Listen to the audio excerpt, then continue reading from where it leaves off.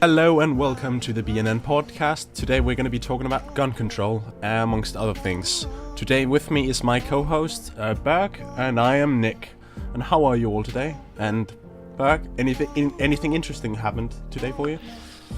Nah, not really. Haven't done much. Woke up a little bit too late. Went to work out, ate dinner. That's basically my entire day. What about you? Well, my day started slowly. I woke up at like 11 when I was fully conscious, and other than that, I've made some food, pancakes, and then I asked the girl out on a date. So we'll see how that goes. Damn, my boy. Yeah, it's fun. Yeah, sounds like fun. And by the way, did you hear? They have done it. They have done what? Well, I may be jumping the gun here, a little bit of a pun, but China, we talked about this last week. Was that last week? I thought it was 2 weeks ago. Or was it yes? No, we talked about it. I think it was last week, but whatever, we talked about it. No, it must have been 2 weeks ago because we talked about it Sunday the 4th, and then we're voting the 5th. So it was 2 weeks ago. Ah, well, whatever. They did it. They removed the term limits. He can just do whatever he wants now. We have the second coming of Mao. Jesus Christ, why? No, he's banned in China. You can't do that. Damn it. Why do people do this? Because they have the power and they want more power. It's just so dumb. It is dumb, I mean. But then again, China's never quite been democratic, so... That's true. But they were, going the right way, They managed to get their country up. They became more and more capitalistic, and it seemed like it was going to work out, I mean, kinda. they're still going to be capitalistic in a sense, because that's their nature, right? Of their weird-ass communism. So... That's probably still going to be there. But we'll see what happens. I'm not saying I expect him to become a total tyrant right away or something, but I think the more scary thing is that it's probably actually going to be stable while he's alive, right? Yeah. But when you put all the power onto one person, what happens when that person dies? Usually there's a power vacuum, as we've seen several times, both in Saudi Arabia and other states that collapsed just like that, where then once the dictator leaves, then everybody's gonna crawl up if there's no clear successor. So that's gonna be troublesome. Yeah, because what happens when the country that does that is the most populated country in the entire world? I thought India passed them. I'm not sure. I could be wrong. Then it would be the second most, whatever. But it's still 1 billion people. Yeah, I think there's more, isn't there? Yeah, it's more than 1 billion. But yeah, in rough estimates, it's 1 billion. Yeah. Yeah, So that's gonna be horrible. Yeah, that's gonna be pretty insane. And I'm not sure, is there that much to say about this? It's insane, it's horrible. I don't know why they're doing it, but they did it. They went ahead and did it. And the consequences, even if he doesn't become a dictator, then it opens up for another one. Especially in the Chinese system, as the way it's been before. That's problematic, if you ask me. Yeah, it's really problematic. And talking about problematic, how about them guns? Yeah, that's our first topic of the day, and that is a problematic topic, and it's especially polarized. You can say I just realized you wrote Chinese terms limit. What? Oh God! Did I do? Oh my God! I can't. I can't spell. I'm dyslexic. It's not my fault. It's not my fault. Damn, dude. There we go. Fixed. Nobody saw this. It's fixed now. That's pretty funny. It's a funny way to segue into a really serious topic, I guess. Yeah. So we're looking down a barrel of a gun. We are. And where do we start with this, really? Well, there's a multitude of ways we can start. You could start with the arguments. We could start with the Second Amendment. There's a lot of ways to go about this. Yeah, I guess the Second Amendment in itself is a really important part of understanding. Okay, we should probably clarify. First of all, we are obviously not from the United States, but we will primarily be talking about the United States because all the gun drama is in the United States. Now, we will also be talking about this from the perspective of people who live in Scandinavia, and in Scandinavia, we do not have a lot of guns.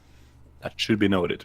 And if you want to buy one, that's not legal. That's 30,000 krona at least, which is about $2,000-3,000 for the shittiest handgun you can buy at Walmart. Well, we don't have Walmart. I know, but it was a comparison for the Americans. I know it's expensive. Well, it doesn't even matter that it's expensive. First of all, you need something to use it for. Like you need to use it for hunting or sport, and if you don't have a reason like that, you can't get one. That's how it is. Here, the price I hear was talking about was for illegal, undocumented guns. Oh yeah, okay. And that's the last time I heard about it or looked at it. So, and that was 33,000 Danish kroners. Oh, Jesus Christ. Yeah, that's a lot. That's a lot of money. That's a fuck ton, and no average criminal is gonna have that lying around. Well, you never know, with all that welfare money here in Norway. It's still not enough. Just assume that unless you save up for a long while. Yeah. Okay, so anyways, the Second Amendment. Now, do you have it there? Do you have it lying around, or should I just read? I have it. I have a PDF on it. I can take a screenshot and then pull it up in a bit. Because I was looking at some probably outdated things, but it just says a well-regulated militia being necessary to the security of a free state, the right of the people to keep and bear arms shall not be infringed. I'll have it up in screen in a moment. It doesn't matter too much. It's only like a line, but if you can do it in not long, then okay. I have it up in 10 seconds. But why? Why is this important? That's the question that I think a lot of people are asking themselves. Or what does it mean? Why is it important, right? Well, it's because of definitions, and that if you can define what they meant by this, we can then define what the amendment allows. Or should allow, or what they thought was relevant. Yeah, it's on screen now, by the way. Yeah, I can see it. So, how do you? What should I say? How do you explain it? What do you read from that? Well, first you got to dissect it into parts, and then you're gonna consider what they wrote first. I would consider most important, and then we can go being a well-regulated militia being necessary for the security of a free state. I think this refers to if the English would want to come back, right? Well, so they have trained citizens that has a gun, so they don't have to invest in a lot of money into getting new ones, which would be a concern. The right of the people to keep and bear arms should not be infringed. That's up to interpretation. Also, I don't think they thought that we would have portable Gatling guns in our houses. So if we look, if you look at it into today's context, a lot of this changes just because of the weapons that are available that weren't available at that point in time. But just looking at it a little bit more abstract, right? It's basically about, from what I can read, being able to defend yourself from a tyrannical state, right? That's the security idea of for a free it. state. And that also includes the USA itself, right? For a lot of what are they called? Conservatives, right? Yes, that's the thing they wanted, but then we can go into arguments for it. I don't think civilians at this point in time can actually fight with the military just due to the weaponry available to modern militaries right now. I don't think it's at all possible. It's not necessarily about winning, right? It's more about being able to make things as hard as possible for the other party, for example, like you want to make it so they actually for them to choose to do something against you would be way too costly for them, like to do that thing. No, I don't think it is at this point because we have flying death machines that can shoot 2,000 bullets in a minute, right? That where a normal gun can actually penetrate or harm the person that's shooting. So at that point is a bit mute. In essence, I don't know, I dude. understand why they had it at that point, and I understand why it was written in due to the history of the country. I mean, they fought it, but civilians fought the English away, right? With their own guns, and that was something that was necessary to fight the state. And they wanted to make sure that if something like this happened again, whether their own government went to be too corrupt or too tyrannical, then the citizens could bear arms against the military. Yeah, Or the but I government. think with the argument you're using right now, then that like if all you need is flying death machines to kill people, right? Then the entire infantry would be useless. Like there can't only be drones to handle everything No, I'm not. right now. I'm not saying like that. I'm just saying we've gotten too good at killing that your handgun isn't gonna do much. Yeah, but if 100 or fuck 100, that's a little bit much. If 30 million people in America stand up against their government, that would be a huge problem for the government. Yeah. Then again, how big is the military? Not 30 million people. How many enlisted? I thought it was like 20. Nah, no way. No way.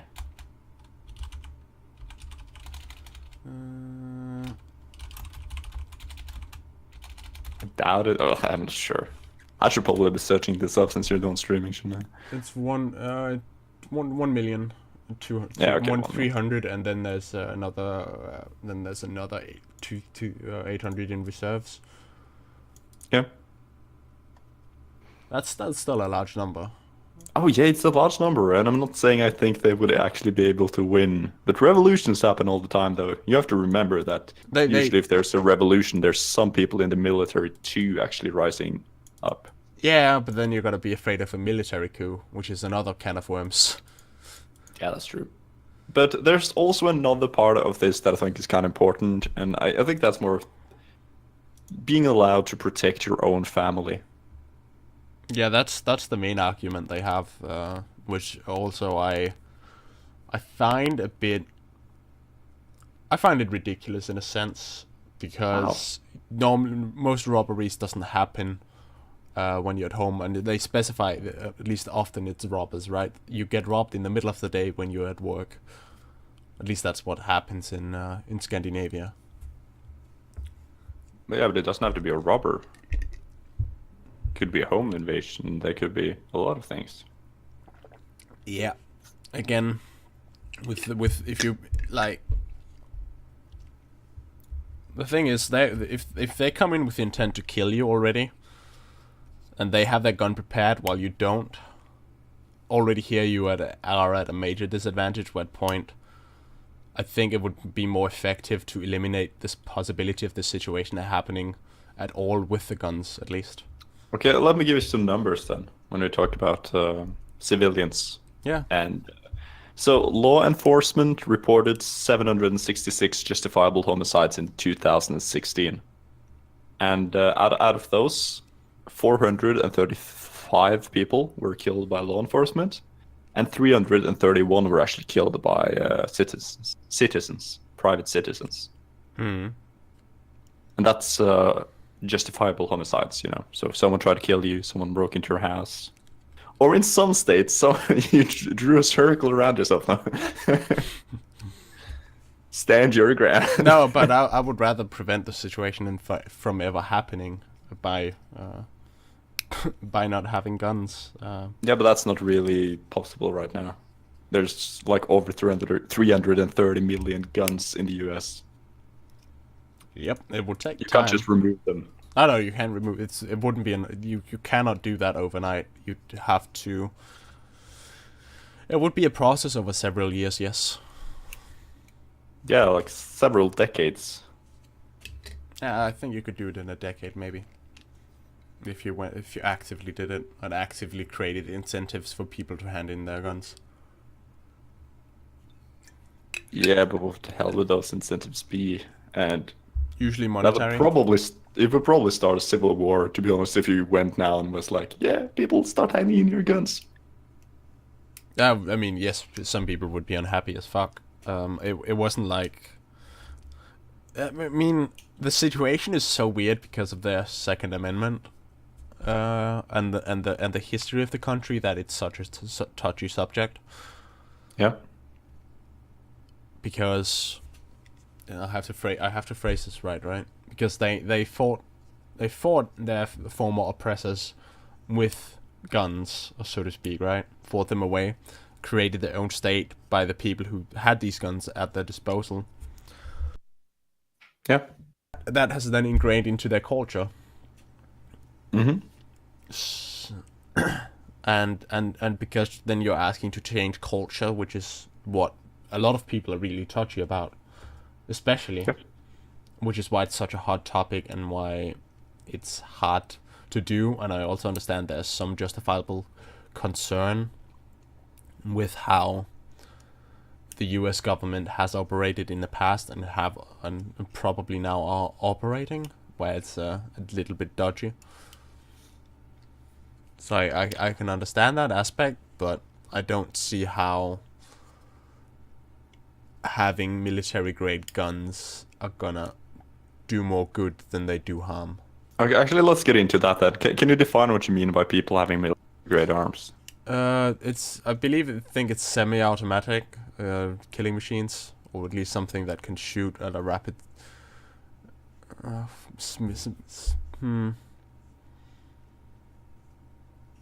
Okay, I'll just tell you because Yeah.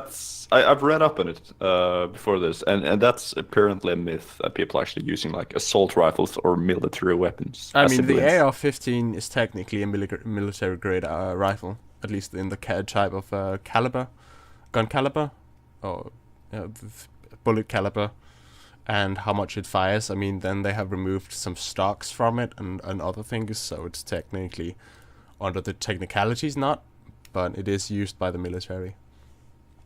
No, it's not. Not AR. Like from what I read, AR is a modified version of the M16, which is used by the military. But there's a big difference between a semi-automatic weapon that shoots one bullet when you press down the trigger to a automatic weapon which can just spray bullets. But of course, you have things like bump stocks. Now that's scary as fuck, because that basically modifies it not entirely into an automatic weapon. It makes it more like that, and it makes it Yeah. stable fire. Yes. I saw some.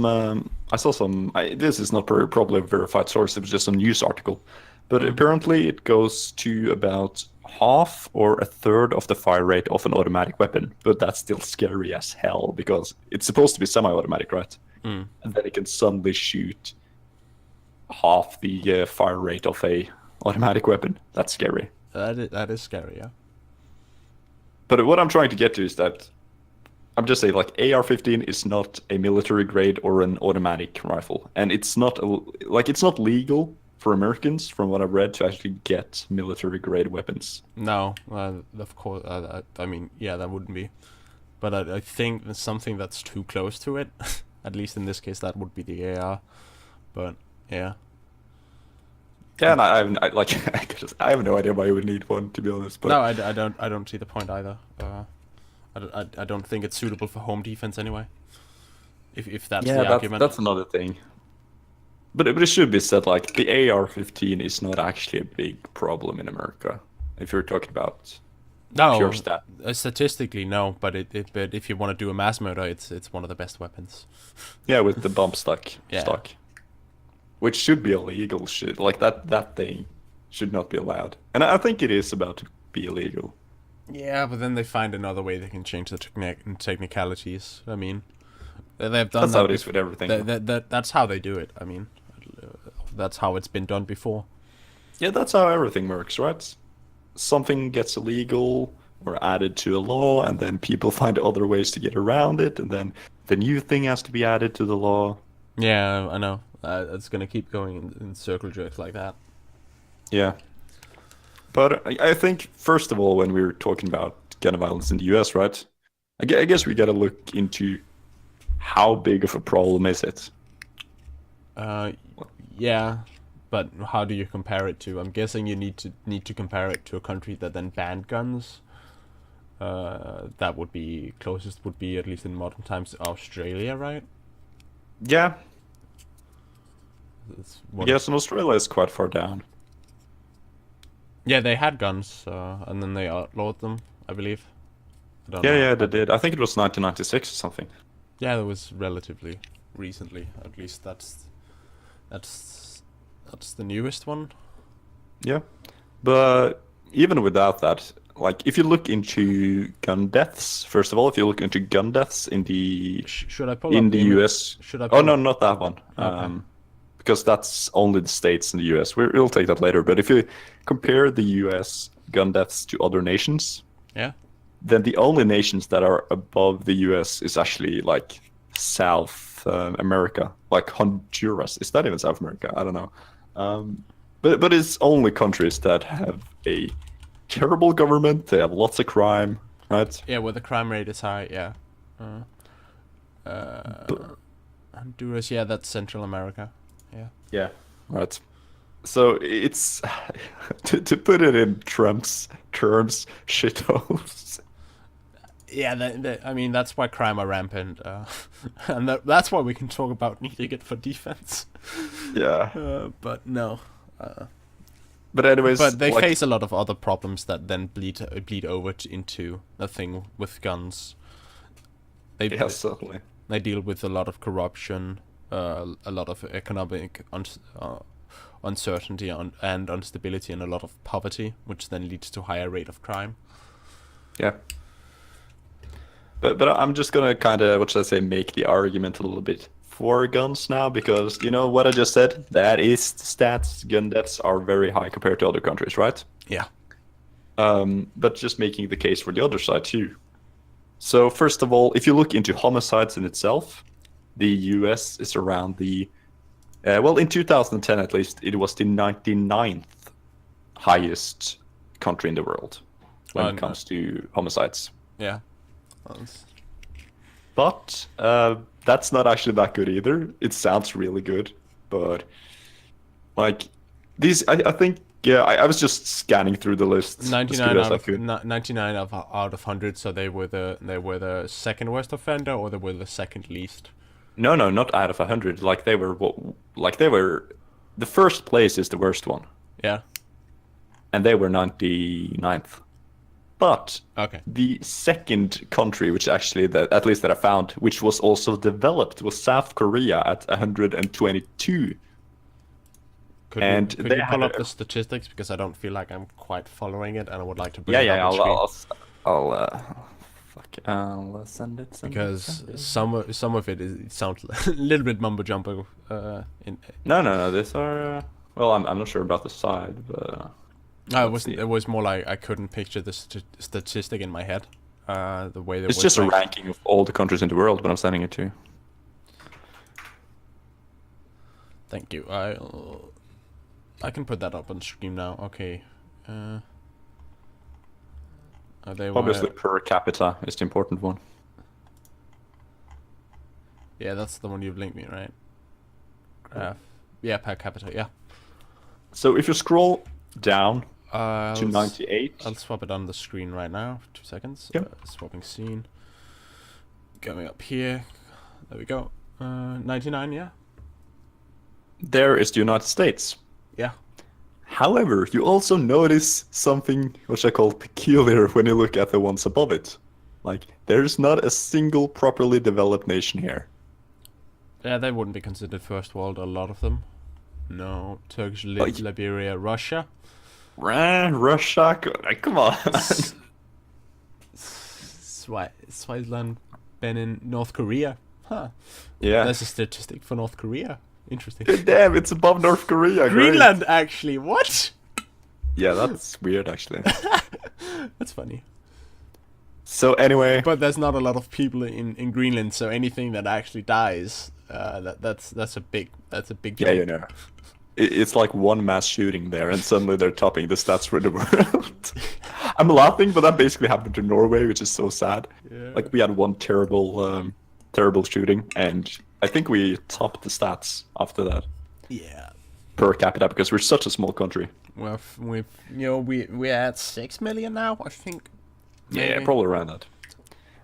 But anyways, what I was getting to is that the next country actually that's kind of developed is South Korea at 122. And even South Korea had almost half the rate of the United States. So even when it comes to homicides, the United States is just way too high. And now we're talking in between first world countries. Yeah. And not comparing it to, I was going to say second and third. And we could, for example, find Norway here, 185th place. Damn it, we're not high. God damn you. Yeah, that's low. But this is before the Terror Act, because that was next year. I still don't think it's increased after that. I mean, I think for that year it increased, but for other years, I think it has been around the same. That was a terrible year. Yeah, like to put it into perspective, in 2011, I think 130 or something kids died in Norway. Yeah, it was brutal, and it was politically motivated, unfortunately. Yeah, but some crazy guy. Yeah. But whatever. What I'm getting to here is that even though the homicide rate is not that high compared to all the world's countries, it's still way too high for a developed nation, a properly developed nation. Hell, it's supposed to be the leading nation in the world. Yeah, at least that's what they like to say. Yeah. But I actually forgot to bring this up. One thing that is important to note is that when you look at gun deaths in itself, that also includes suicide, and obviously... Want me to go and bring up the graph on the screen? Yeah, I guess we could talk about that one. Now, this is actually from the best source I've ever had. This is from Vox. Yeah, that's a very left-wing source, but that is where I found it.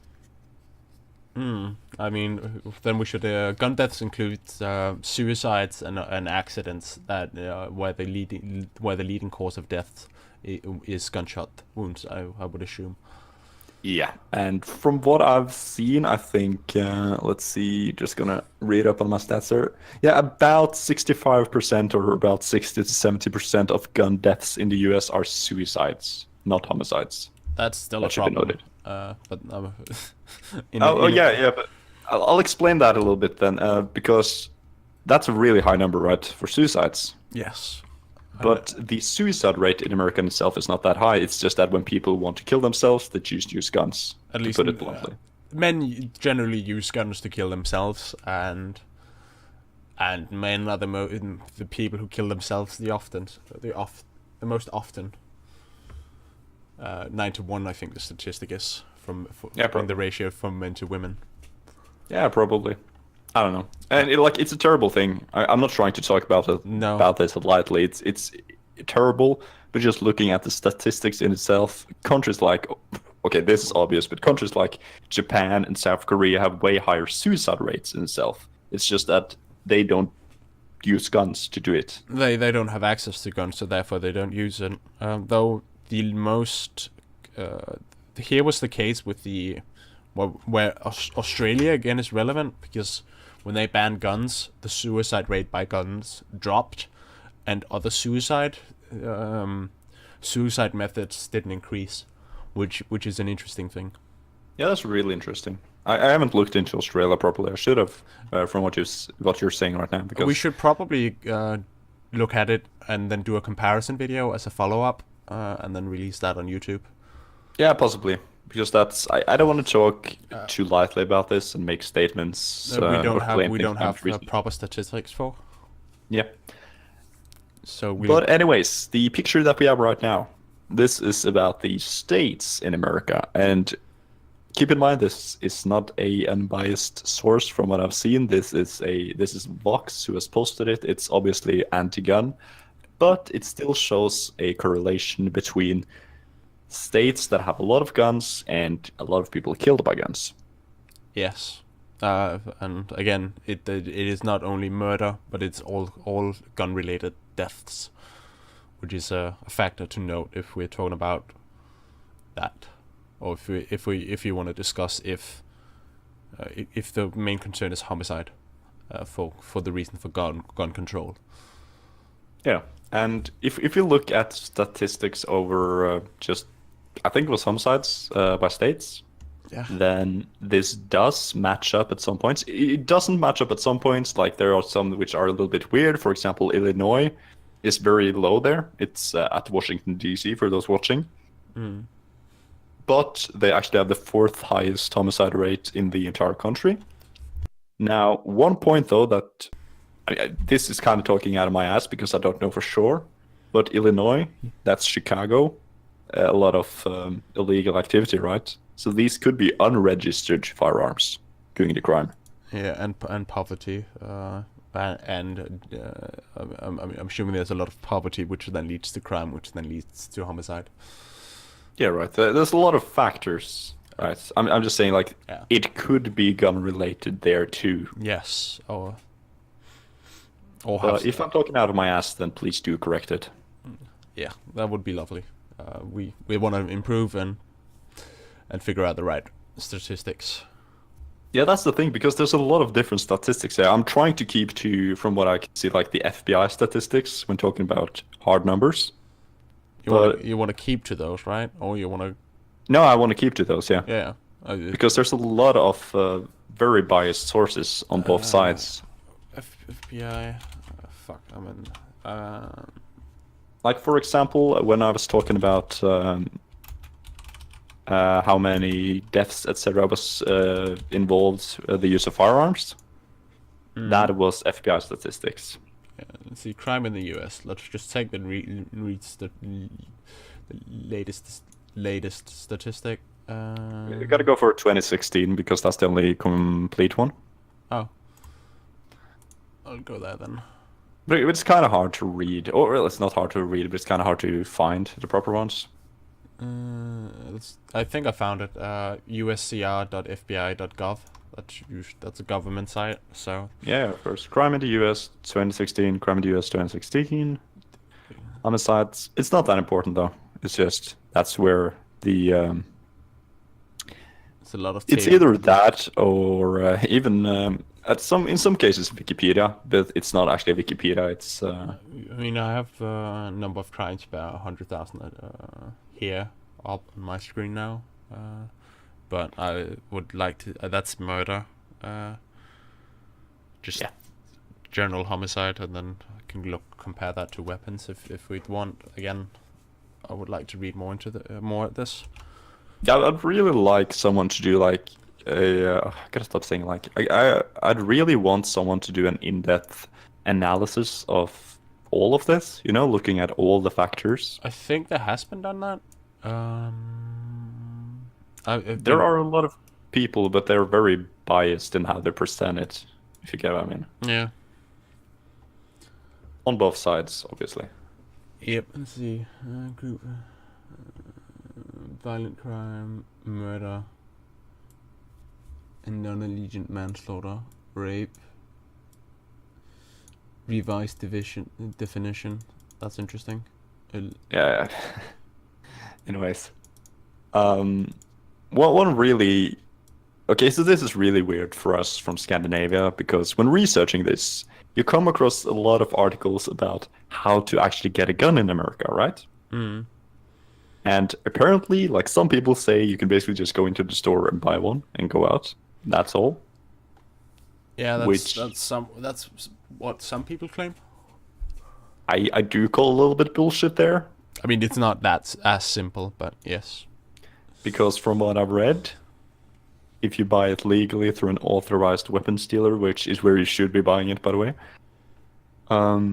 then it does perform an automatic background check on you.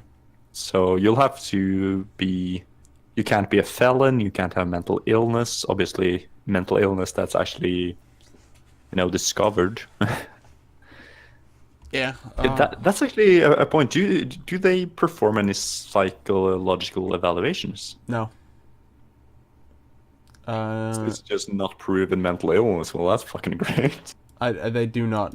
I think that was one of the arguments they wanted. They wanted a psych eval to buy to buy weapons, and then they wanted to raise the minimum age for owning guns.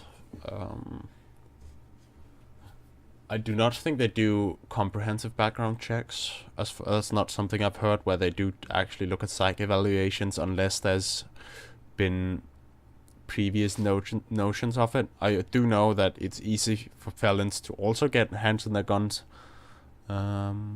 Anyway, if they just go to private dealers instead, because they don't usually do all of the background checks that they need.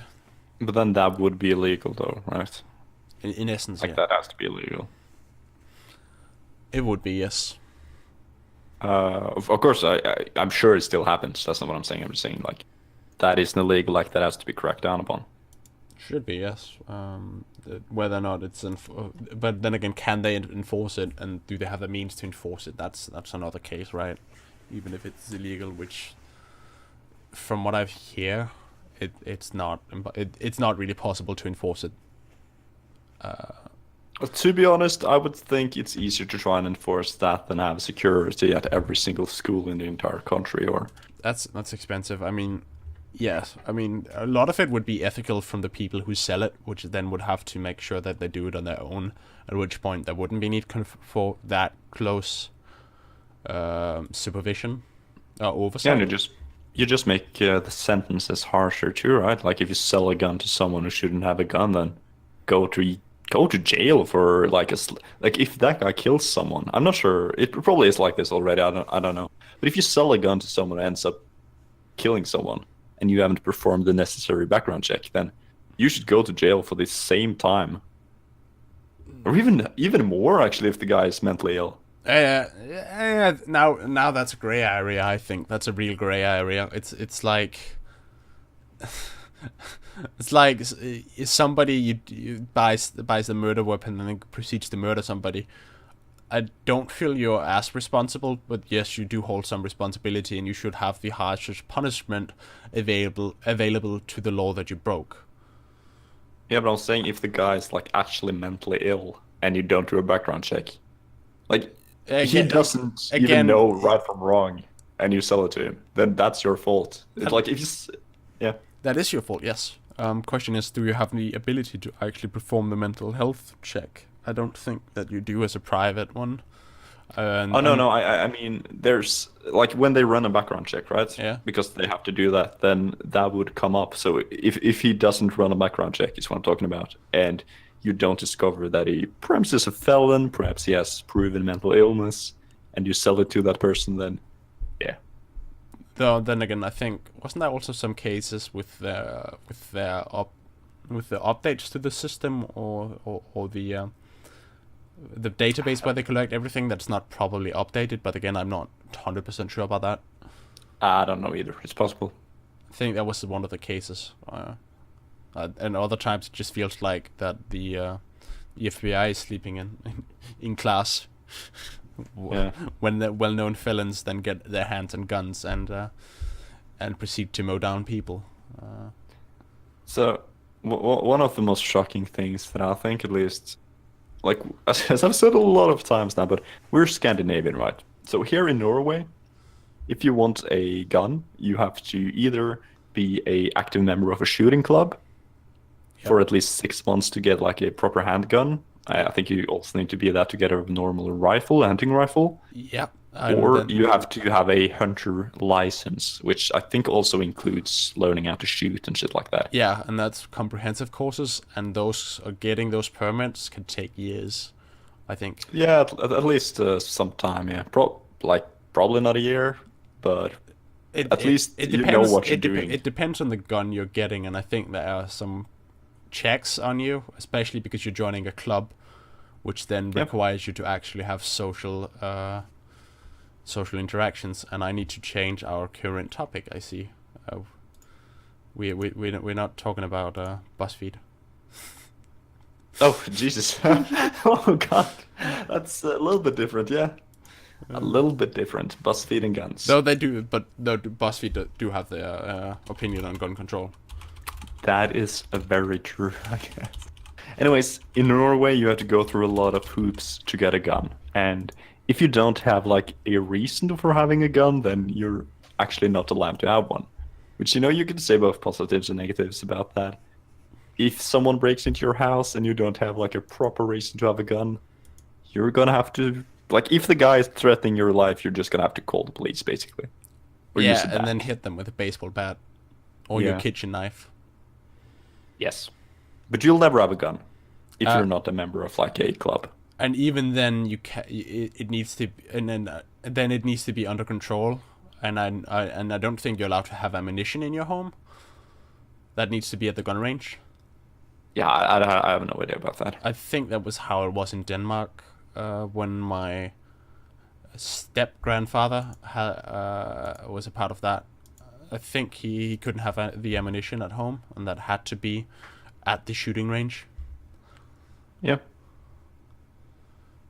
So, anyways, that's how it is in Norway. It's very restricted. It's hard to get, and we also have. Okay, we don't anymore because of terror, but we have a very low, or we had a very low homicide rate, especially from guns, but also just in general a very low homicide rate. It is still low, right? For this statistic, that's 2010, but yeah, it's still lower than a lot of other places. And gang violence has become a little bit more prevalent, but then again, it could also just be the bias of the news that lacks all the interesting things. I don't know. I do think I hear a shooting murder, or a CM shooting murder on the news every month. In Norway? Yeah, but that might be Yeah, just I bias. think it's growing because, like, okay, there's one part of this that we have to be very careful when we talk about. Mm. But it's also true in Norway that crime. Actually, let's not talk about Norway. Let's talk about crime in itself. So America is a very, diverse country. There's a lot of different people living there, a lot of different social backgrounds from all the people there. There's a lot of mixed ethnicities. Yeah, and just mixed beliefs. Like, I don't care about the color, but people believe different things, and they've grown up learning different things, right? Yeah. And one thing that is really interesting is that you hear a lot of talk about Sweden. And what I found was that when you look at crime statistics, in 2016, or was it 2017? Whatever, like 2016 or 17, Sweden has actually risen so much at crime statistics Yeah, that it's around the rate of the United States. yes, and that is attributed to a large part in gang wars that's been going on in recent years, at least in Sweden. I know. They've been happening in Denmark too. Where in Denmark's case it's between what's the word for rockers in English? No idea. Biker gangs, at least. Hell's Angels and such things in between the immigrant. I'm gonna call them immigrant. Immigrant gangs that then have been fighting over territory, which has led to shootings.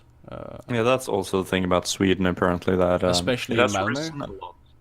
Yeah, there's like you can go on YouTube and even find impartial people who actually talk about Sweden Yeah. and show how it is. And there are some places that are insanely dangerous to be. Yes, there's places where they no longer deliver mail because it's not Jesus, safe. really? Yeah, Malmö, especially around their housing projects. I think the term is for them, where they then have gathered all of the immigrants in one place, which then has created a subculture, which with the high poverty rate, or at least the high rate of poor people without jobs, and therefore without proper activities or supervision from parents, then they get swept into gangs, which then escalates. Yeah, right. And I should probably note, I don't blame these problems primarily on the people themselves in a lot of cases. No, in a lot of cases, it's a failure from the government to properly regulate or choosing a poor strategy for how to deal with refugees and immigrants. Yeah, like I'm like, my personal philosophy when it comes to these things is basically let in enough people that you can actually properly follow up on, if you get what I mean. Like, if you're gonna let someone in, make sure that you have the resources available to follow them up and give them the proper tools that they need to integrate into a society, right? And And that goes for anywhere. yeah, and then don't smack them all into one place because it seems cheaper in the short run, because then we start having subcultures and that makes integration harder. Yeah, right. Because then they don't integrate. They just live in societies with people who are just like themselves, and they ostracize themselves away from the rest of the society, right? And that creates problems. That does, and we do see that with the redneck culture. I think it's a proper case in America, where this subculture that exists actually hurt the group of people, mainly because then they don't get a proper education, and the subculture works as a stopper for proper education and proper learning.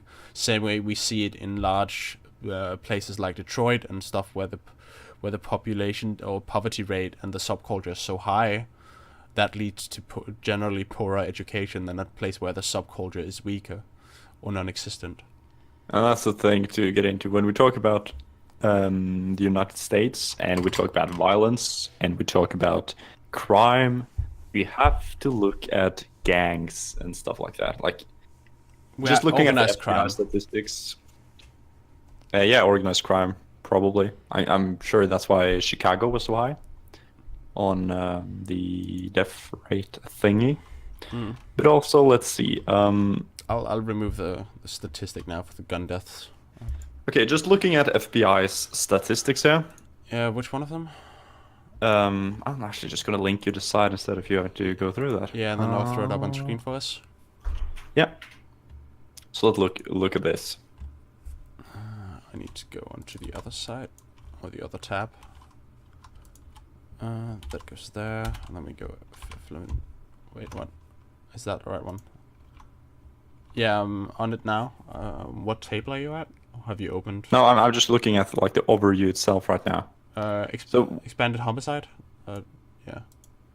So what this basically shows is that in America, just saying it out bluntly, black people kill a lot of black people.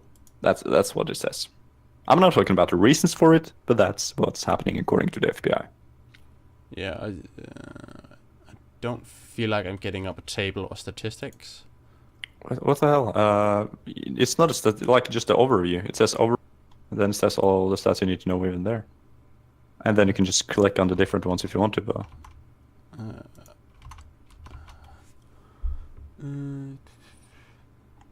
I just see data collection, expanded home suicide. Yeah. Data collection and then overview is right under there, isn't it? Overview. Yeah. That tab. Yeah. Yeah. And then you can just click on different. Like if you click on the first one based on expanded homicide table 1. Yeah, we can see then white generally kills whites. Well, it doesn't say anything about that, but it says that is this the this is murder victims. Yeah. And here you can see there was a statistic where they show who kills who as well. Yeah. But you can kind of get that out from this one too if you just look at both, because first of all here you see that black people get killed way more than white people. Yeah, and it should be noted they're 15% of the population, 10, 12?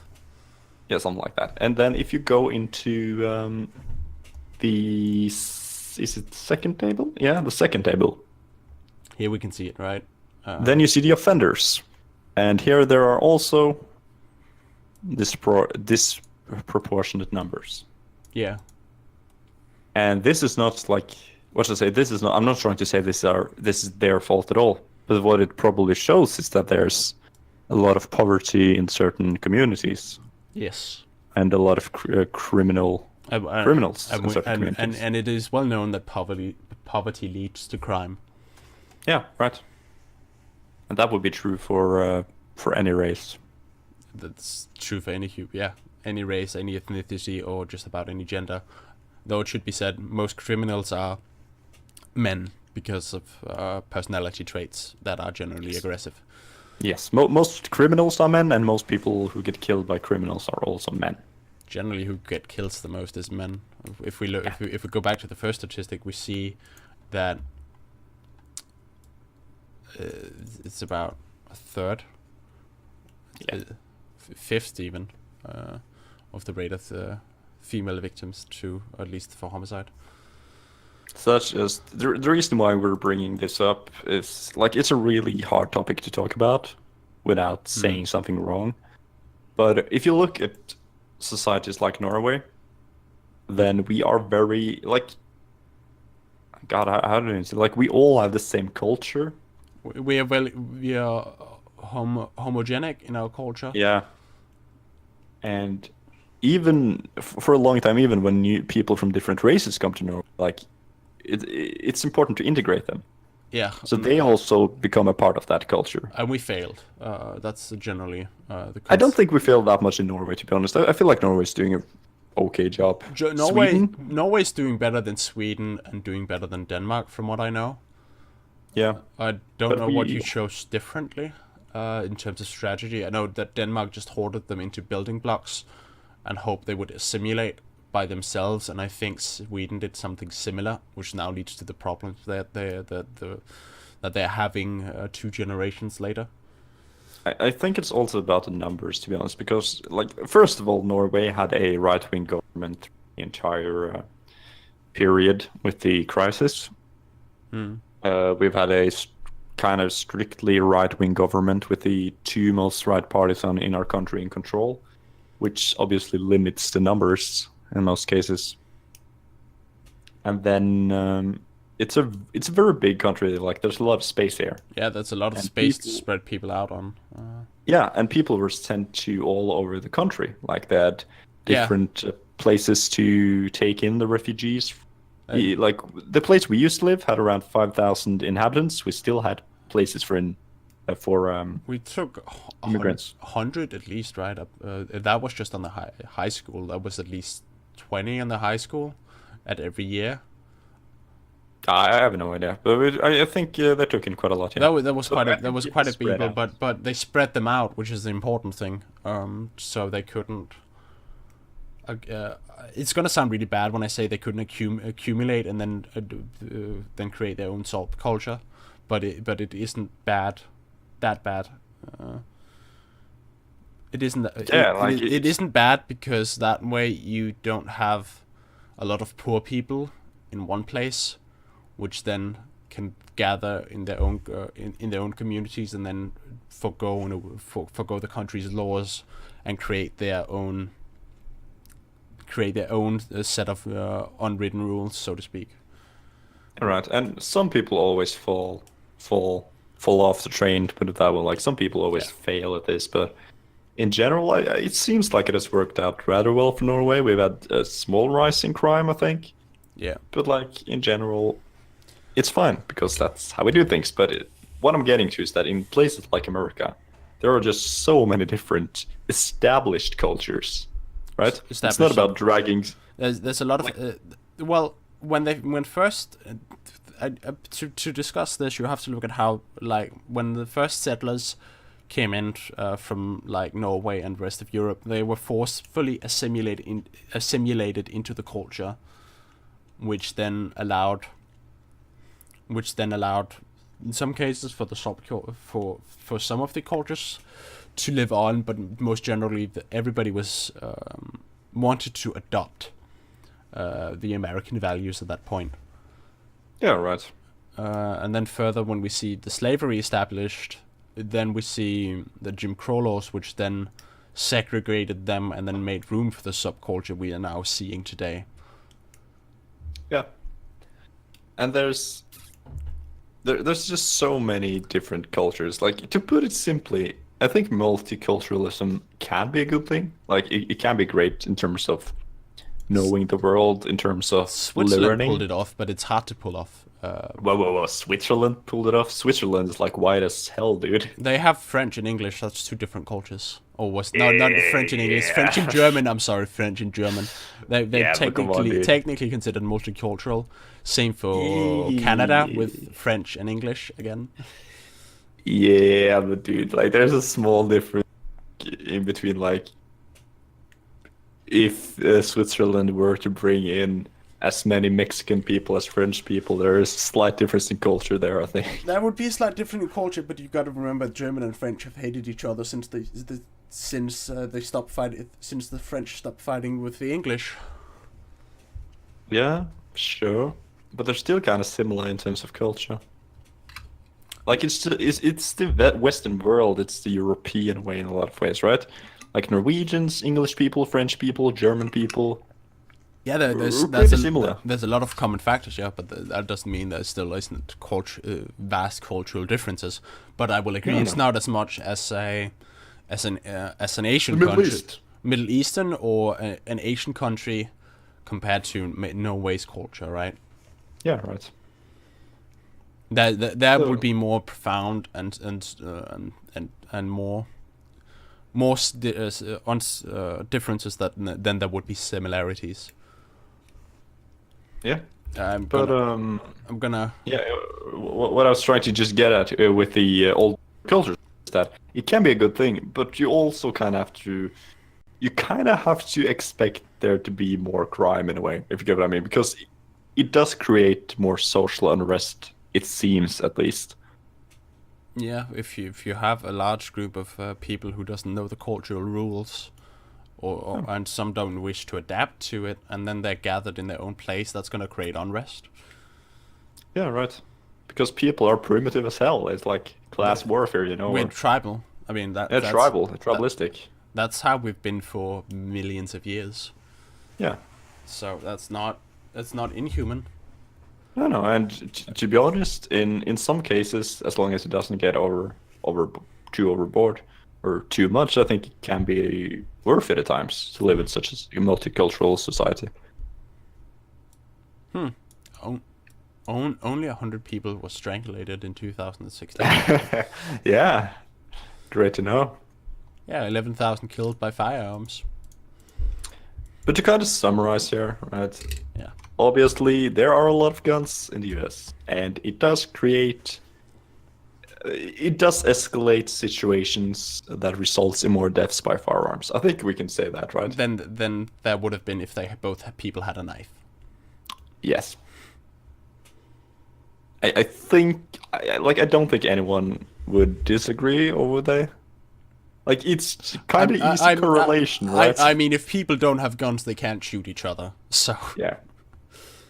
And then we're not talking about when it's justifiable, when it's okay in a way. Like, just if people have more guns, then more people will get shot. statistically, because then that's the most available murder, and it's an easy method to do it. Yes. Now, from a strictly personal, like, I'm not talking about any societal thing at all, but from a personal standpoint, I do appreciate the idea of being able to have the best available tool to protect my family if I had one, to be honest. Yeah. But there are a lot of consequences. Why don't I see a baseball bat in your bedroom then? Yeah, that's a good question. I don't have kids right now, so I don't care. Oh, okay. That's just. I'm gonna keep that away from the girlfriend then. I'm not mentioning this. No, what I'm saying is that I think I think parents want to protect their children by any means necessary. Yes, I can understand the sentiment for wanting to defend it, but then you can argue, if you want to keep your kids safe, you shouldn't have a loaded gun in the drawer. Well, you wouldn't have it in the drawer, but yeah, like that's what I'm saying. Like from a personal perspective, when I don't think about any of the societal ramifications it would have, then I would want one. But I'm not sure where I would actually put myself if you look at all the societal ramifications, because everyone has a gun. Yeah, if everybody has a gun, it's like then it's the element of surprise. How long do you have to prepare? Can you find the gun? Because if you have it in a gun locker and you have the bullet somewhere other place in the other side of the house, are you realistically going to be able to prepare yourself to defend yourself with it?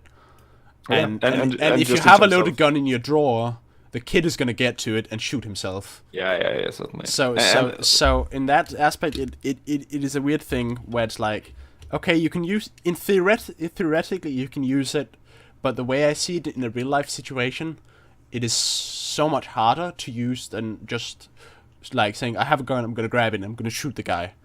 That's not in essence how it's going to happen.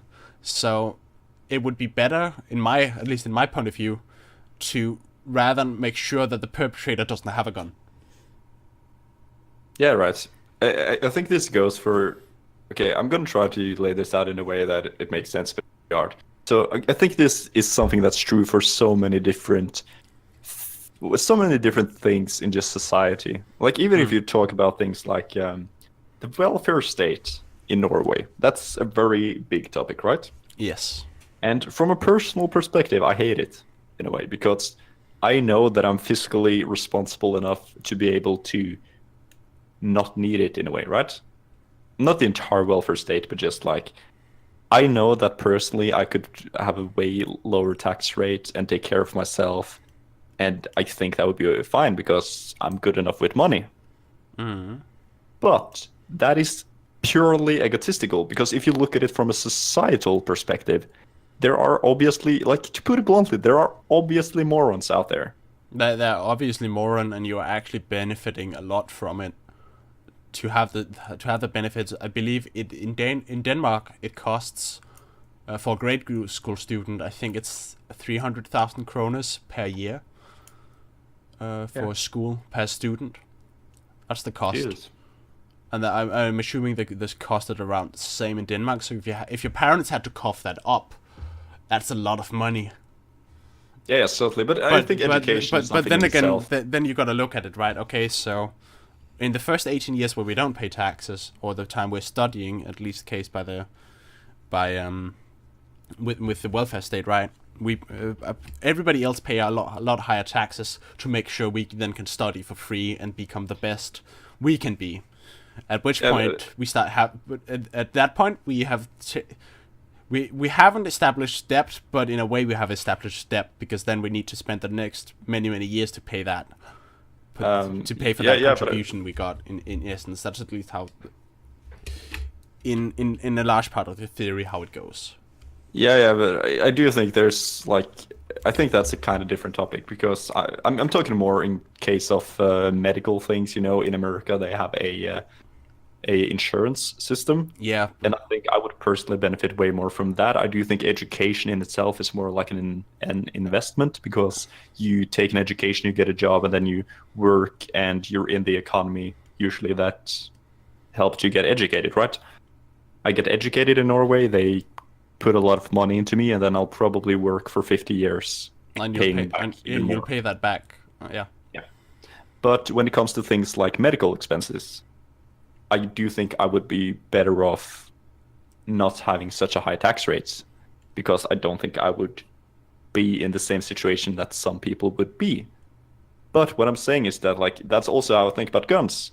But if I'm not being a total jackass and actually think about like the society on a bigger scale, then it just doesn't work, right? I can't have everything I want because that would fuck over everyone else or a lot of other people, right? Yeah. Also, the way you've got to see it, right? Instead of having a bunch of individuals paying for then healthcare, it's often cheaper to have a bulk purchase, so to speak. So they pay for X amount of citizens. It's cheaper to then negotiate that body of people than it is to negotiate for individual people, which is another aspect for it. So overall, it will be cheaper than the individual, but some people will then pay more if it was individual, and some people would pay less. But then they just say, okay, we're going to negotiate for this body of people and get the lowest price possible for everybody. And some people are just lazy as hell. Oh, some people are lazy, but some people are lazy. Some people don't want to work. Some people are going to exploit the system. Yeah. But then we got to argue, okay, we have the system in place. Would we rather have one more lazy person on the paycheck, or would we have one more person who needs the help on the street? Yeah, right. It's such a because there is a balance there, and it's impossible to find a good balance because we have. It's hard to find a balance, and what works for me might not work for you. That's the thing, right? But I do like, from a pure ethical standpoint, I gotta say, I do love individualism. I do hold it there, but there needs to be space, a lot of space for individuals. But we're also gonna consider we're as much as we're individuals, we're also a part of a group. Yeah, right. And you need to strike a balance in between there, because you've got to be the best individual you can be to then make it better for the group, because the group serves a lot by you being the best you can be. Yeah. And if the group doesn't allow you to be an individual, that's essentially going to hurt the group, because then you can't contribute with what you're best at. So there needs to be a balance, and the balance is extremely hard to hit. Yeah, right. I do think though I do think Norway is taking a little bit far, because I think when you have like a tax rate almost at 50%, I do think it's a little bit in extreme. But a lot of these things we have are so expensive. That's the thing. And well, yeah, but that's also like that's like a tip. The normal argument for that is that, like, for example, why is school so expensive? Why is that? well, there's a lot of needs, and then that's the price, and then we have the companies that set the price for the products they want. So it's a complicated system for why the price is so high. But there's a lot of factors, right? They have to pay for the materials, they have to pay for the buildings, then they have to pay the wages, which is probably about 60% of all, which is a lot of money, because you need a lot of people to teach a lot of kids. So Okay, so I do agree with you, but it's just like the conservative argument with college is so expensive is that, which does make a lot of sense in a way if you look at the numbers. I guess that we've kind of gotten off the side topics. A good thing you wrote side topics there. But in I'm college, sorry, but we're not talking about the Chinese term limit. yeah, we're talking about side topics, which just happens to be almost related to what we're talking about. Whatever. So the reason why college is so expensive is that the state has artificially raised the price by subsidizing. Because when you subsidize something, and the money comes from the state, then the colleges will just be like, yeah, sure, this is how much it costs, So they will just say a number, and then to make people go to college and to make it affordable, then the state will give that money to the college. Are we talking about the American ones here? Yeah, we're talking about college, like American universities and colleges. I was like, we don't pay for shit here. What are you talking about? But it is kind of the same, right? Because there are there are some places in Norway where you I mean, also yes, have to pay for college. the body is gonna take what it can get, right? Okay, you're offering so much money. I'm not gonna say no to that amount of money, because then I can do more. Yeah, and the conservative argument there would be that if there wasn't if the state didn't subsidize the education in that way, then it wouldn't be as expensive, which would mean actually more people would be able to go there, because people would also have more money, and and it would cost less. Yes and no. That's semantics. I feel like, in essence, are you gonna pay the money to the state, which then is gonna make sure you can go to college, or you're gonna pay for the college itself? It's a question of where you pay. No, it's not, because you have to pay, like, the college gets more expensive because they can get more money. Like, that's the thing. If the government offers money, right? Then okay, so you have supply and demand. Think about it that way. Yeah, You have supply and demand. They offer money, then they raise the prices because they say money, but they still want the same amount they want for students. And the intention from the government was, you're going to keep the prices the same. We're going to subsidize some of the money to cover this expense. If we look at intent, right? Yeah. I'll just say this, like, from a pure market. Yeah, economic standpoint. Like, you have supply and demand. I understand the theory, right? You're saying because the government is offering money, then they're like, okay, people are still going to be paying the same price, or willing to pay the same price for the ticket, so they're just technically going to raise the cost, in quotation mark, of going to college. Yeah, pretty much. It's like not quite, but yeah, kind of, because it's the same price that you have to pay, right? But what I'm trying to get at here is that you have supply and demand. They meet at an equilibrium, where the price is decided. But then the entire graph, or the entire equilibrium, or whatever we're going to call it, gets shifted, because the state suddenly comes in and says, we'll pay this amount to the colleges to make it cheaper. But then the colleges can be like, when the state asks, yeah, okay, so how much does it cost per person? Well, perhaps it costs a little bit more or something, or perhaps they just say a price. I don't know how it works, whatever. But then it shifts the entire curve or the entire graph. What? Yeah. Yes, but the way I see it, I would wish I had something to draw on now. Holy shit. Yeah, Sam. I'll just say it as easy as I can because I feel like Yeah, I'm I know. kind of making it a little bit But we're harder. It's saying- artificially. Okay, let's give it numbers. Okay, so we're gonna say you pay, a student normally would pay 10,000 per year to go to college, right? Yeah. So the state is going to go in and say, I want to pay 5,000 of those 10,000, but to make sure more people can go to the college. But then the college goes like, okay, but it costs 15,000, so the price for the student is going to be the same or more, in essence, right? Yeah, probably. I may be butchering the argument here, but the entire premise is that it artificially inflates they artificially inflate the price by offering more money. Yeah, and that's the thing. And if it was only two different parties, the universities and the students, then they would decide on a price that benefits as many people as possible on both sides. That's the theory of the free market, in essence, which doesn't completely work in practice. It's better than communism by far, but but generally then there's the law we talked about in chapter 2. Those who have will get more, and those the Matthew principle. Yeah, I get what you mean. But I would also say that though free market economics has almost never been properly tried out in a lot of it. It probably wouldn't work, probably would work. I don't know. I really don't know because it has never been tried out. Because it's impossible to actually get to work in practice because people won't accept it. Because whatever happens, if you have a free market, some people will be at the top, right? And the people at the bottom, and even a lot of people in the middle, most people won't stand for that. They would want, this is unfair, right? And then the government will have to put in regulations, and they will have to put in different things. They put in regulations because a pure monopoly is bad. Yeah.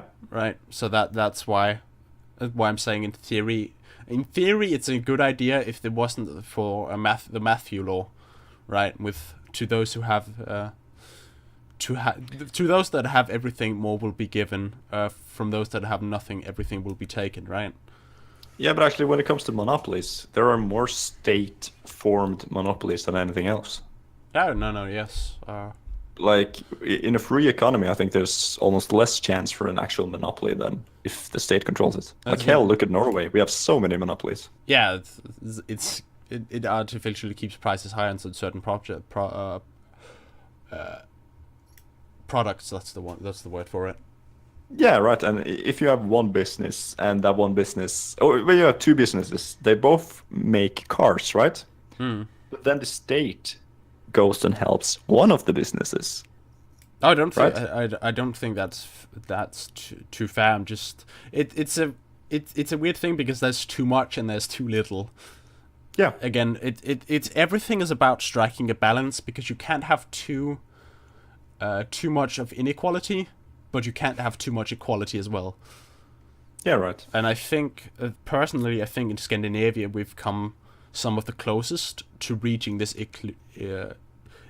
equilibrium. As far as we've seen in the world so far. Yeah, I do think the taxes are a little bit too high, though. But they're too damn high.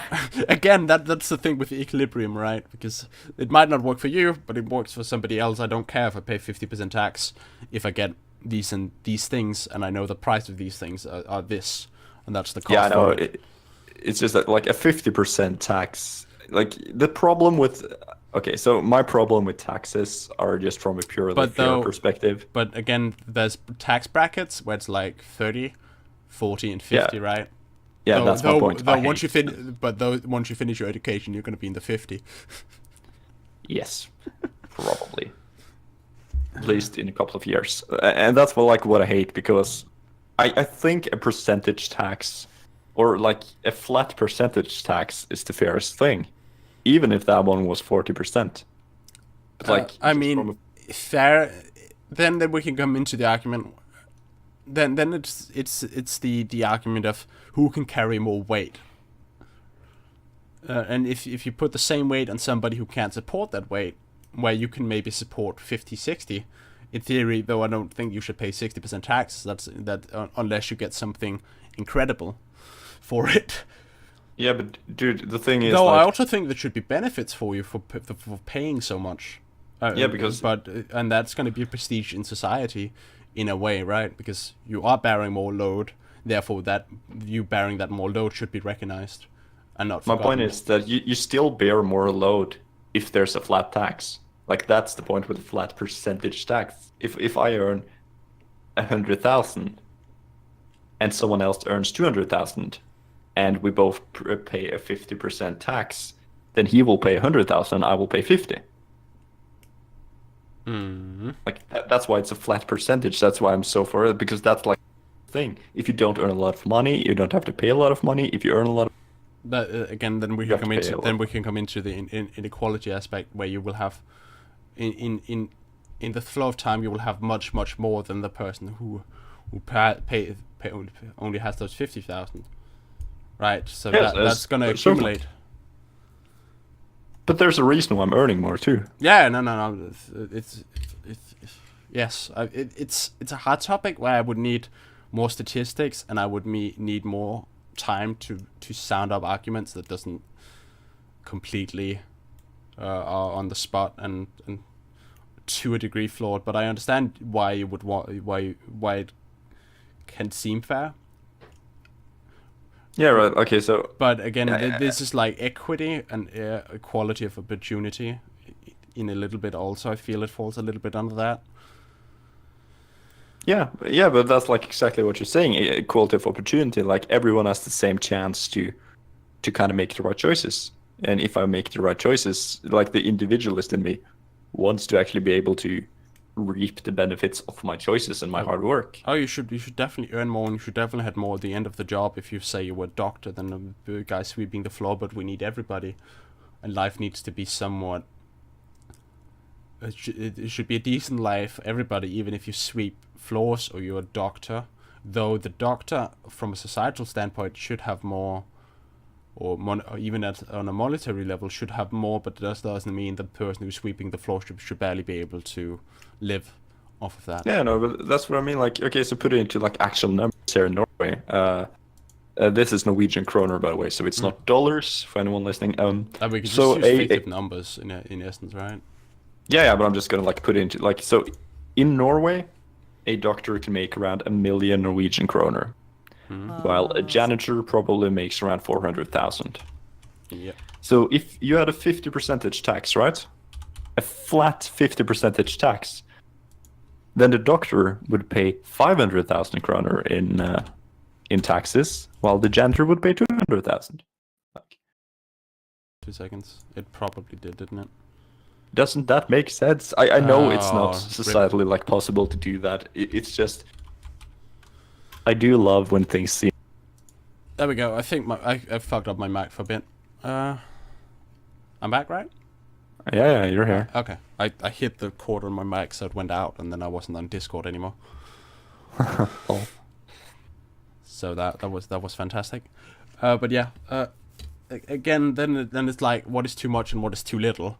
So there's a lot of small details you then have to work out to see what's fair, and then there's the economics of raising and lowering taxes for everybody who earns how much. It's a nightmare to make taxes. Let's just say that, because nobody will ever be happy. No, certainly. It's just like when it gets too extreme, which it kind of seems in Norway at times, when you can earn 400,000 perhaps, and then like after taxes you'll have 300,000. And like, this is not actually happening. It's an extreme example, just saying, okay.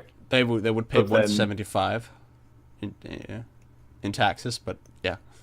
Yeah, but yeah, fictive numbers. Yeah, and then you could be a doctor, and you can, like, after taxes have 500,000 or something. Like, it's not that much more than the other person because you just carry so much of the burden. Well, it's still objectively about one third more, right? Yeah, of course you'll have more. So it's like you still have nearly the double of his money when you've done paying taxes, even if you've paid that much more. Then again, you probably also have a lot of debt. You know, like shitloads. Went to school for 8 years. RIP. Student loans. Yeah, no, I don't like student loans. I don't think that should be a thing. I think we should have free. I know we couldn't have free accommodation as well. Wow, But dude, be more of a communist. Oh my god. I am a hardcore socialist, dude. Everything should be free. Free. I'm gonna pay it back when I get older. So, you know. Oh, Jesus. And no, not everything should be free, but holy shit, that reminds me of a story. When I first moved to Norway from Denmark, right? Because in Denmark, we can dump our garbage for free. So, when me and my dad for the first time had to actually clean up a house because we moved a lot when we were living where we met. Yeah. We had like 4 houses in 3 years or something like that. Even less, maybe 6 in like... We moved at least once a year, roughly, at average. Okay. But anyway, so we were doing some spring cleaning, and then we had to go to the trash. What's the English word for it? Compost. Just a garbage dump, basically. The garbage dump, and we were so used to just being able to dump it and not pay, that I got so I was literally fuming when I left. When I found out I actually had to pay to ethically dump my trash. I'm like, it would be cheaper for me to drive out in a place where nobody can see me and then dump it there. Like, why? Well, you know. So that's the point where I was like, holy shit, you guys are crazy. We're not that crazy, just a little bit. Little tiny bit crazy. It's the mountain air. I've been breathing it in for too long as well. So. Nah, it's the shrooms, man. That too. There's just too many shrooms here. I was gonna say, as a joke, it would be the asthma medication. Yeah, everyone has asthma. That's actually true. Where we lived, there was 2 in 3, or maybe 1 in 3 kids had asthma. Yeah, which was like which was double the national average, if not triple. But yeah, that's I don't know. But that's what you get when you send kids out to play in their fucking jackets in -40. Yeah, right. It's horrible. And when state law actually says, "Oh wait, they can't be outside after 15," but then you're like, "Do we actually have to keep them in at 2/3 of the year? Fuck that! Go out and play, kids." Yeah, right. Like, think about the adults. They don't want to sit there and listen to kids screaming. Like, it's their only time off when the kids go outside. That's basically how the teachers do it, right? They have, like, one sacrifice. Yeah. They're the one person who has to go out with the kids and be like, fuck it. It's my time today. I've been there. I've watched it. They do a ritual sacrifice, so his body leaves, right. So his spirits leave the body, and then his body's outside for the playground. Yeah, exactly. And keeping an eye on the kids. Yeah, right.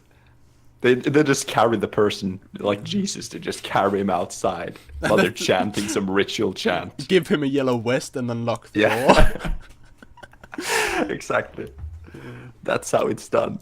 And then the rest of the teachers, they just go back to like the teacher lounge thingy and they just drink that trashy coffee from the bad coffee machine. Yeah, that they saved a lot of their government money to buy. Yeah. Sounds about right. Mm. Anyways, dude, should we stop wrapping this podcast up? We've been talking for almost 1.5 hours, but we did get quite far away from the topic. We're 124, but we can go back because all of this, what we've discussed about with the state and the regulations there, that's what also I believe the solution to the American problem is finding an equilibrium where everybody can accept that's okay. This is reasonable. Yeah.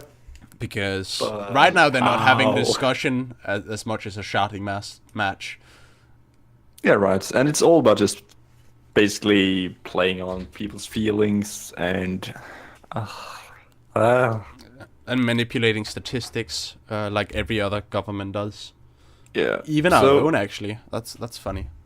So what I would say though, from what I've seen, what they should do is they gotta get some proper procedures there. Like, okay, so one thing that has always confused me about America compared to Norway is that a state in America can be larger than Norway, right? So they have a lot of state laws, they have a lot of state regulations. And when it comes to something like firearms, come on, can't there just be like a federal standard that everyone has to follow? Like, Yeah. I know there is federal laws. But that's the thing. They're so scared of the federal thing that they don't want to do it. But yeah, there needs to be more shared laws. So it's not like you can cross this from one state to another, and then go to the state where the regulations are worse and just buy it and then bring it over the border legally. Yeah. And be like, but I purchased it legally, but you just circumvented every other state law for the background check and everything. So, I did hear that, you know, Ben Shapiro? yeah. I really liked his take on it, though. I think he said that one thing they should do just right away is that they should make it so that a family member or just someone who knows you can, like, send in... They can basically report you for being mentally unstable or something. I'm butchering his argument, but that's basically what it sums up to. They can basically report you for being mentally unstable, and that could let the government take away your weapon or something like that. Isn't that the argument Trump said as well? Or that he took and was like, we can take away the guns. We can take away the guns first, and then we do due process later. Kinda. Yeah. I understand there needs to be a report system, but then it also needs to be made so it can't be used as a weapon. In essence. Yeah, sure. But obviously the system would just make people look more into you, right? Yeah. But one thing that kind of scares me with America is that people talk so much about what the government needs to do, right, and how it needs to handle things. But looking at shootings like, you know, the Florida thing, Yeah. holy shit, like the government or the state just failed entirely. There was a policeman standing outside. He didn't do anything. Like, he didn't go in to stop the shooter, he just stood there. And apparently the guy who was shooting people, right? Yeah. He had called the police several times saying that he was going to do it. Yeah. No one took away his guns. It's so... it's such a weird thing. I can understand why he wouldn't want to go in when he's alone. Because it's a scary situation. I understand that costs lives and that's unacceptable. But It's his job. I can also understand why he wouldn't want to wait for backup before he goes in, because in essence it is a really scary situation. And you do require some courage to willingly walk into danger that person might not have had. That might mean he's not suited for the policeman job. Yeah, that's like exactly. That's also a failure of the government's, or like the structure though, of the society or the structure. What the hell am I trying to say? That's also a failure of the government. If he's like employed by the police and he's not suitable to do such a thing. Yeah, again, but then maybe he's good at other things. That doesn't matter. But there's a lot of aspects to that job, and you can't be good at everything. Where he might be good at other aspects of the job, but yeah, but I'm fairly sure it was like a school security, or was assigned to school security or something. I don't know. I don't know the situation. I just know it's a fucking scary situation to walk into without backup, and that's a lot of danger on your life. I understand that a lot of kids is gonna be dying due to that choice he made, and that's that's sad, and that's deeply it's deeply tragic. But I also feel like on one level, I don't think I can fault him for it too that much. Yeah, but that logic, sorry, dude, but that logic doesn't work. He's a policeman. Like, he has to, like, I'm not saying I would do it. Hell no, I would be so scared. But if it is your job, like if you're a policeman, if you're military, like that is your job. That is, in fact, in your job description, to put it that way, probably. Like, you have to be willing to put down your life for other people, especially children. That might be in the job title. Then it's like, okay, something is in the job title, but do you have the fiber for it, and how many people do have the fiber for it? Yeah, but then you can't have the job. That's what I'm saying. Like, that's a failure of the system. Because if that happens and I wasn't able, okay, 30 people are dead, 30 kids are dead. because he wasn't suitable for the job. It's like a fireman example, right? For example, should someone who's not able to carry a unconscious person be a fireman? No, he What you wouldn't. think? He wouldn't even pass the preliminary tests. Well, there was the argument that, for example, I think it was when more women started being firemen, then they didn't need to be as strong as the men, and the men's standard is set by being able to carry an Well, then unconscious person. again, then there's more jobs they then can do, and then you can have people who are trained to go in and pick the people up. So, even though he might not be fully good at that one aspect, there's other aspects he can then do better than others, and he should probably be focused on those aspects mainly. Yeah, then they should have a desk job. Or again, it's an unfortunate situation, and I can understand why he was scared, and I can understand it's a failure on his part. Most of it makes sense, but I also can't blame him, because if I was put in the same situation with the same title, I don't know what I would do. And I don't think I would be as heroic as I said I would be, because that's not how a lot of people operate. Hey, dude, I don't think I would have gone in. But then again, I wouldn't actually be a police officer either. I don't think I probably have the balls to be that. I'm not sure, but I don't think so. But if you choose to become, especially because I think it was like a security guard thingy for a school, for the school itself, then you have to be able to protect the children. Like, what are you there for? Is my point. What are you actually employed for? Well, if you work for a lot of it is just theatrics. It's the possibility that he'll protect that then creates a false sense of security, and that then has real effects. That's in essence how I see that system working. Yeah, but if it's not able to actually fulfill on that, then if something happens, then everyone's fucked. Oh yeah, everybody is fucked. We're all gonna die, Kappa. Yeah, but think about it. Like, I've seen the surveillance footage they released or something. He was standing outside when children were running past him, like to get outside, right? And he was just standing there waiting. And that's his job. Like, his job is to stop the guy and to save the kids. I know. It's just when I put himself in my position, put myself in his position, I can understand why he did what he did. I don't think it's right, and I can understand why he should not have the current position where he's doing now, and maybe should be put to work somewhere else. Yes, but then again, I also kind of understand what you're saying, because in a way, okay, it is his fault, but it's not his fault that someone actually goes up and kills him. Hired him. No, just that they hired him who can't do the job, in a way. Like, that's the system failing. Yeah, to a degree, yeah. No, it's weird, because a lot of it is just theatrics, right? At least that's how I see the school security thing. It's theatrics. Or it's theater. Or theater. Yeah. Theatrics. Yeah. That's what I've said like 20 times now. No, you said theatrics. Theatrics. Fuck it. Theatrics. Theatrics. There we go. I English good. Yes. But yeah, should probably have more background checks, more and a one system, one size fits them all system that works cross state. Ban anything that can be made into a killing machine like the AR-15 with a bump stock. I would remove that.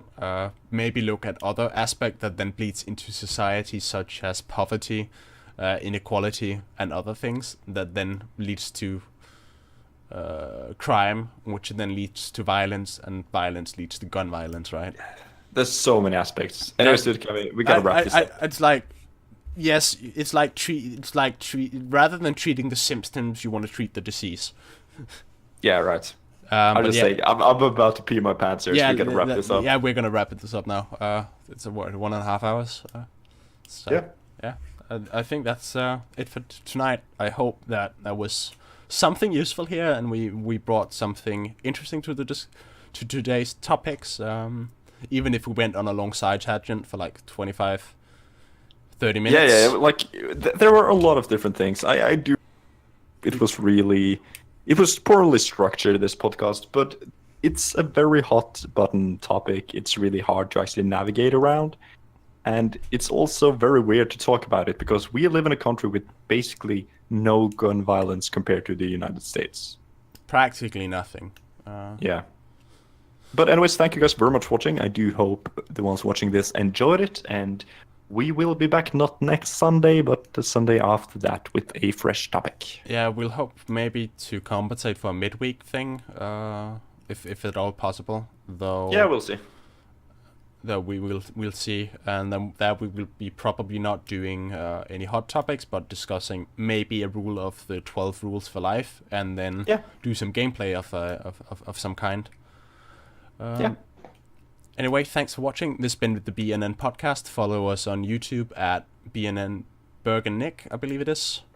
Yeah, something like that. Yeah, it's Bergen Nick, and follow us. It's under our Twitch page, so. Yeah, and follow us on Twitter and follow, and we'll see you next time. This is Nick and Berg signing out, and have a good night. Bye bye.